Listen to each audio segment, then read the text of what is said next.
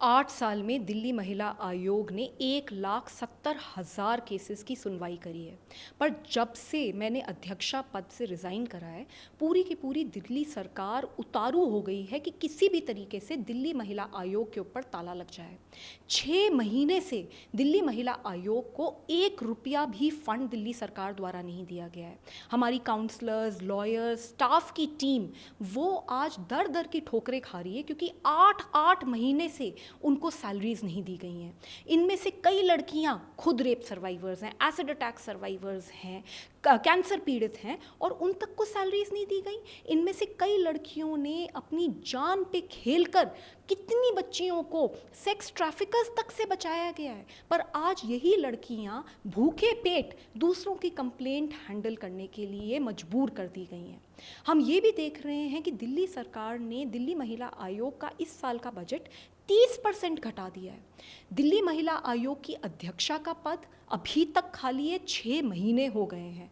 Members के 2 पद खाली हैं, जिनमें से एक मेंबर तो दलित मेंबर होनी चाहिए, जो कि बिल्कुल अनिवार्य है। वो पद भी पिछले 1.5 साल से खाली है। और अब तो हद हो गई, 181 विमेन हेल्पलाइन, जिसको दिल्ली महिला आयोग ने इतना बड़ा बनाया कि आज 2000 से 4000 कॉल्स हर दिन उस हेल्पलाइन पे आती हैं। दूर दूर से लोग आते हैं, पूरे देश की राज्यों से लोग आते हैं, टीम्स आती हैं, सरकार से टीम्स आती हैं उसको स्टडी करने के लिए। इंटरनेशनल ऑर्गेनाइजेशंस आकर इस टीम को स्टडी करती है, इसकी फंक्शनिंग को अप्रिशिएट करती है, और उस 181 हेल्पलाइन को दिल्ली सरकार ने बंद कर दिया। आज कितनी शर्म की बात है कि rape capital of the world जिस राज्य को माना जाता है, उसकी 181 विमेंस हेल्पलाइन बंद हो गई है। ये जो हमने टीम बनाई थी, ये जो हमने सिस्टम बनाया था, कभी भी अगर आप 181 हेल्पलाइन पे कॉल करोगे तो वहाँ से तुरंत एक लड़की आपके पास आती है और आपकी मदद करती है, पुलिस स्टेशन आपको लेके जाती है, हॉस्पिटल्स लेके जाती है। हज़ारों लड़कियों को हमने इस तरीके से रेस्क्यू करा। आज यही हेल्पलाइन बंद कर दी है। तो मैंने मुख्यमंत्री जी को, अरविंद केजरीवाल जी को पत्र लिखा है कि वो ऐसा कैसे कर सकते हैं, क्यों महिलाओं से दुश्मनी निकाली जा रही है, क्यों महिला आयोग के साथ इस तरीके से खिलवाड़ किया जा रहा है। जिस राज्य का महिला आयोग ही सशक्त नहीं होगा, उस राज्य की महिलाएं कैसे बचाई जाएंगी। आपने जो आरोप लगाए हैं, क्या वजह है, आपको क्या लगता है क्यों सरकार सिस्टमैटिक तरीके से पूरे आयोग को डिसफंक्शन करना चाह रही है? मैं ऐसा मानती हूँ कि सरकारें नहीं चाहती कि महिलाएं सशक्त हों। मैं ये मानती हूँ कि सरकार को जो महिलाएं सवाल उठाती हैं उनसे परेशानी है, उनसे परहेज़ है। आज दिल्ली महिला आयोग की एक बहुत बड़ी टीम है। आज दिल्ली सरकार जो सैलरीज नहीं दे रही है, उससे भी 700 फैमिलीज़ अफेक्ट हो रही हैं डायरेक्टली, क्योंकि वो डायरेक्टली टीम हमारे साथ काम कर रही थी। तो इतनी सशक्त महिलाएं और सशक्त हों, मुझे लगता है कि सरकार को ये रास नहीं आ रहा। नहीं तो क्या कारण हो सकता है। बहुत ही शर्म की बात है, rape capital of the world जिस राज्य को माना जाता है, अगर उसके ही महिला आयोग को एक एक करके तोड़ा जाएगा तो फिर दिल्ली में महिलाएं कहाँ जाएंगी।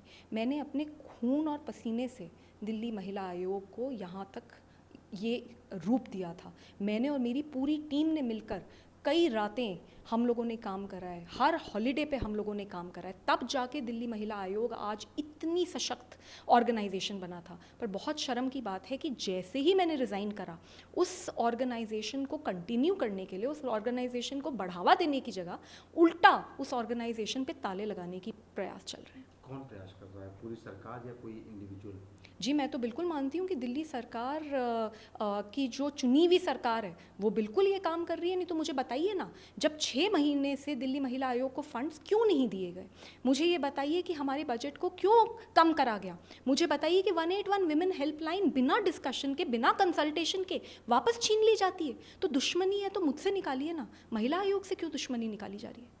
आपने जो मुख्यमंत्री अभी खुद जेल में है, आपको क्या लगता है कितनी मदद या राहत वो आपको या महिला आयोग को पहुंचा पाएंगे? महिला आयोग राहत लेकर रहेगा। महिलाएं बहुत सशक्त हैं, हमें जहां जाना पड़ेगा हम जाएंगी, और महिला आयोग को कुछ भी नहीं होने देंगे, क्योंकि हमारी खून और पसीने से ये ऑर्गेनाइजेशन बनी है। और अगर दिल्ली जैसी जगह पे जहां हर दिन 6 रेप्स होते हैं, अगर वहीं पे महिला आयोग कमज़ोर हो गया तो मुझे नहीं लगता कि दिल्ली की लड़कियां बिल्कुल भी सुरक्षित हो पाएंगी। इसलिए महिला आयोग को सशक्त करना है, और उसके लिए मुझे चाहे कुछ भी करना पड़े मैं ज़रूर करूँगी। इसके अलावा और पार्लियामेंट का विकल्प आप देखती हैं? जी बिल्कुल, ये दोनों विकल्प मैं देखती हूँ। मैं कोर्ट का भी रास्ता अपनाऊंगी, because it's a very urgent issue and a very important issue. Women commission सारे देश के सशक्त होने चाहिए। एक ऑर्गेनाइजेशन जिसमें पिछली चेयरपर्सन ने 8 साल में एक केस हैंडल करा था, उसको हमने स्क्रैच से बनाया है, बिल्कुल ज़ीरो से आज इस मुकाम पर लेकर आए हैं।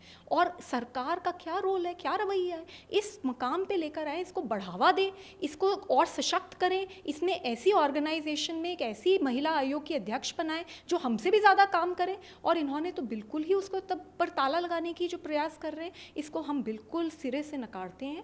और चाहे जो करना पड़े, चाहे सड़क पे उतरना पड़े, चाहे कोर्ट जाना पड़े, इस देश की सारी एजेंसी इसके पास जाना पड़े, हम ज़रूर जाएंगे और महिला आयोग को कभी भी बंद नहीं होने देंगे।